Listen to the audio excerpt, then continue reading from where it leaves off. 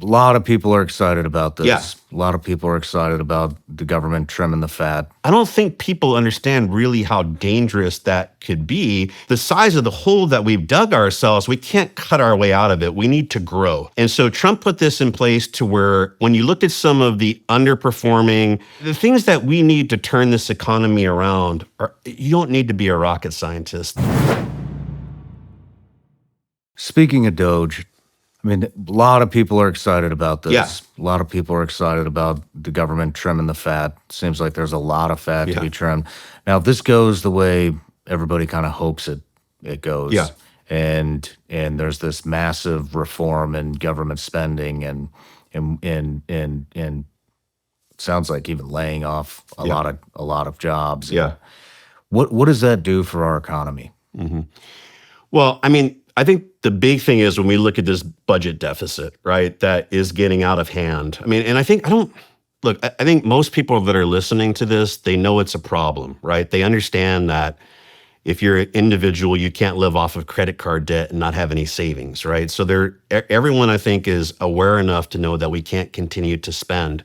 I think the biggest risk to that is a few things. Number one, all this spending is tied to the currency, tied to the dollar, which, we try to diversify away from the dollar with Bitcoin or with real estate or other things. But at the end of the day, we're all pretty beholden to the dollar. If the dollar crashes, the vast majority of us are going to be in trouble. And the problem is the dollar no longer is backed by the gold standard or anything else. The dollar is backed by the belief that the U.S. is always going to make its debt payments on time, that it's always going to be able to do that. And the rest of the world looks at it as the reserve currency. When you start talking about World War III and everything, you got people like Putin out there and saying, hey, we're going to get away from the dollar. And so I don't think people understand really how dangerous that could be if your dollar all of a sudden went to zero. Now, people in third world countries who've seen 200, 300% inflation happen overnight understand how detrimental that could be.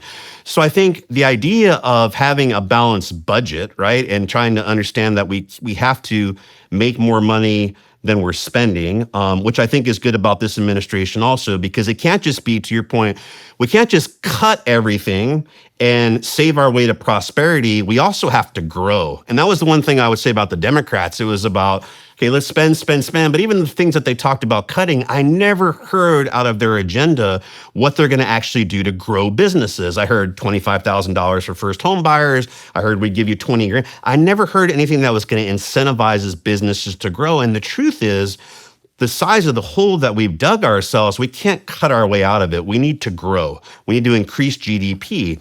So I think everything that they're going to be doing in terms of looking to cut, I think that's great. There's going to be some things that obviously there's a lot of fat in the system, that low-hanging fruit could be taken out. But what I'm a little bit more interested in is what are they going to really do to spark small businesses?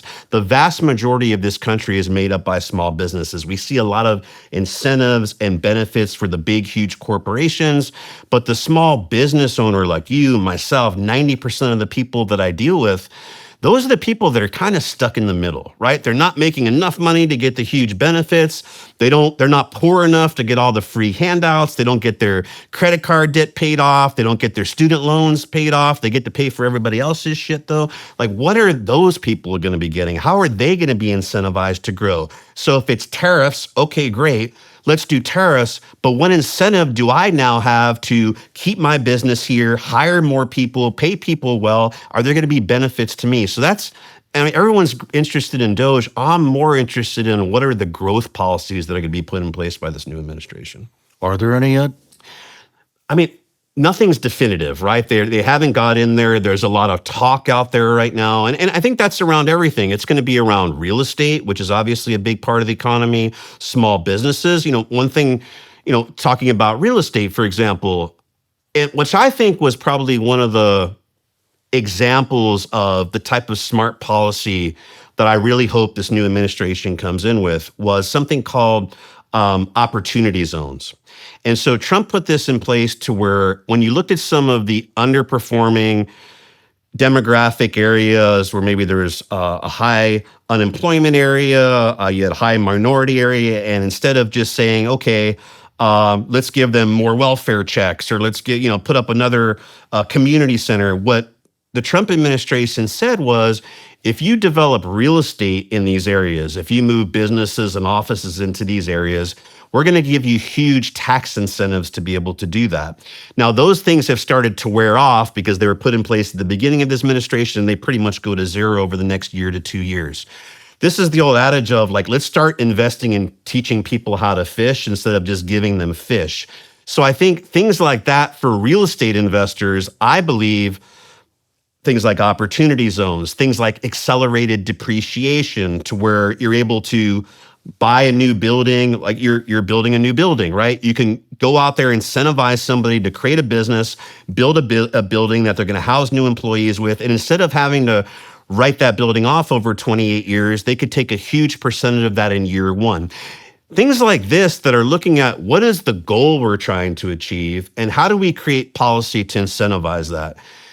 The truth is, Shawn, the things that we need to turn this economy around, you don't need to be a rocket scientist. The vast majority of Americans could figure out what they need to do. They do what most people have a balanced budget in their own house. The problem is, as you mentioned at the beginning, this polarizing politics that we have. To be able to create a bill that solves a problem for unemployment now has healthcare tied to it. It has military things tied to it. So there's so much fat around it.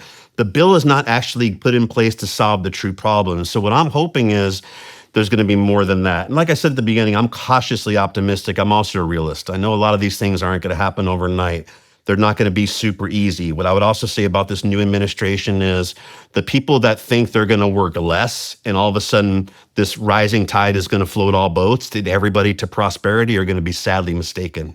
I think the only thing that's going to happen is there's going to be probably some tax incentives. I think the biggest thing for small businesses that I'm looking forward to is lower regulation. And I think that's a big area that people talk about on both sides is regulation and the problem that regulation causes. And you talk about fat in the system that DOGE is going to be cutting out. And what I'll tell you, someone who's been in financial services for 25 years, and I'll give you an example. I probably shouldn't do it on camera, but I will. In financial services, I'm all for protecting investors, obviously. There's a lot of crooks out there in my industry. I've talked about this before. To call yourself a financial advisor, you don't even need a high school diploma. You don't need to do anything. You could say I'm a financial advisor and literally within days advise people on their life savings. And if you are some slick talking person, you put on a good suit and you get in front of the average American who we know the reason I wrote this book, financial literacy in this country is at an all-time low. The vast majority of people know nothing about the stock market or real estate or anything that's going on.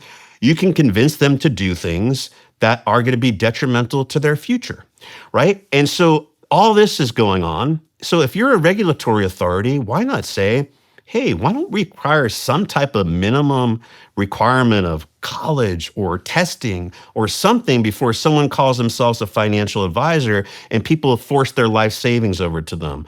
We looked at the Madoff scandal where he scammed hundreds and hundreds of people. I mean, thousands, I think it was, of people where the SEC went into his office time and time again, and nothing happened to this guy. He was literally stealing money.